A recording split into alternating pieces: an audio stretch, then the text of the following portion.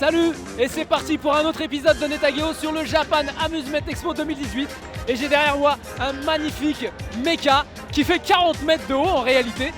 Et aujourd'hui on va parler du stand de Square Enix avec ce jeu qui va faire parler de lui très fort, qui s'appelle Starwing Paradox. Allez, je vais rentrer tout de suite pour voir ce que ça donne. Allez, c'est parti. Chez Square Enix, la compétition fait rage sur la dernière version du fameux jeu de tir qui se joue avec 2 pistolets, Gunslinger Stratos 3. Mais l'attraction principale du stand est un nouveau titre, Starwing Paradox, un jeu qui a attiré l'attention depuis son annoncement pour accaparer la curiosité de la presse dès le premier jour d'ouverture du salon. Mehdi faisait partie de ce groupe de curieux. Et ce n'est pas sans raison. L'univers de Starwing Paradox et les animations sont à la charge de Sunrise, avec la participation de Naohiro Ogata, le producteur de séries comme Gundam Unicorn. Je suppose que certains connaisseurs l'ont déjà compris au vu de ces images, le caractère design des personnages, et de Yoshiyuki Sadamoto, connu entre autres pour le caractère design d'Evangelion. Pour le design des mechas, Ippei Gyobe, connu plus récemment pour Mobile Suit Gundam Iron Blood Orphans. Et surtout Junya Ishigaki, connu pour Xenogears Xenosaga, une de mes séries préférées de SFRPG. Vous pouvez imaginer que quand j'ai vu le nom du staff, j'ai fait des bonds. Et quand j'ai vu cette magnifique borne, ça m'a donné encore plus envie de l'essayer. Ce jeu nous met aux commandes d'énormes robots appelés Air Real, faisant environ 40 mètres de haut, soit plus de 2 fois la taille d'un Mobile Suit Gundam RX-78.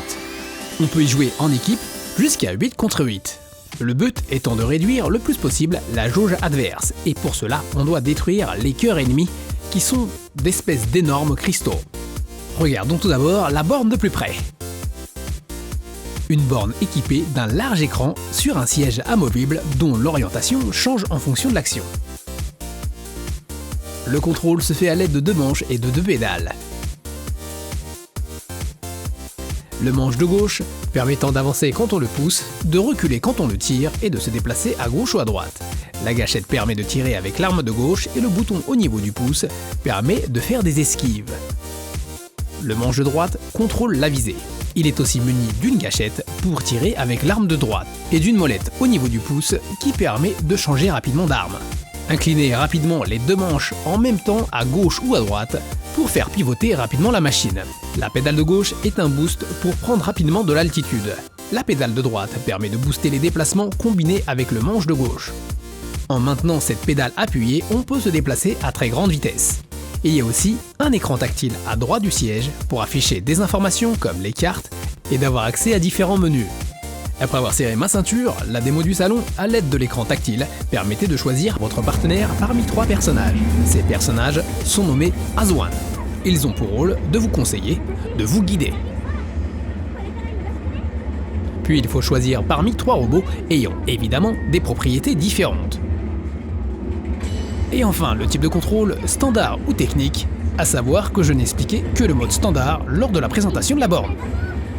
Et bim, un coup de turbo pour être lancé dans la surface de jeu.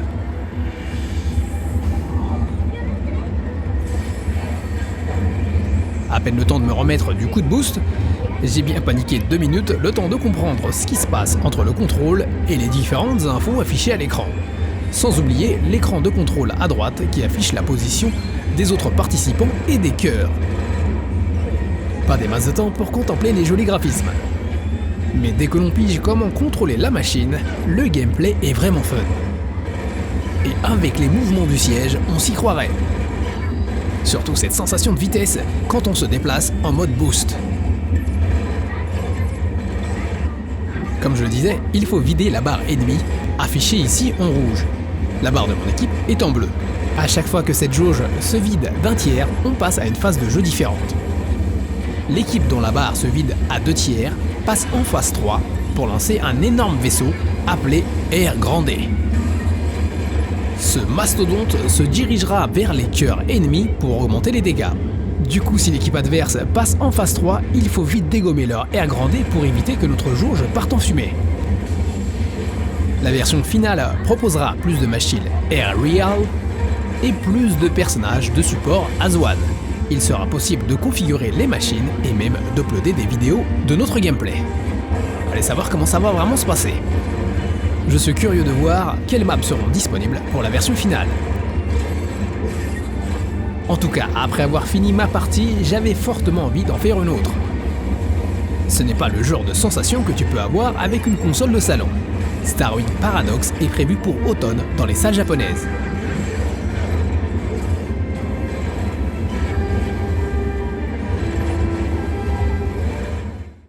Voilà tout pour le tour du stand de Square Enix. J'espère que ça vous a plu et merci d'avoir regardé l'émission jusqu'au bout. A très bientôt j'espère sur Netageo. それでは、さようなら。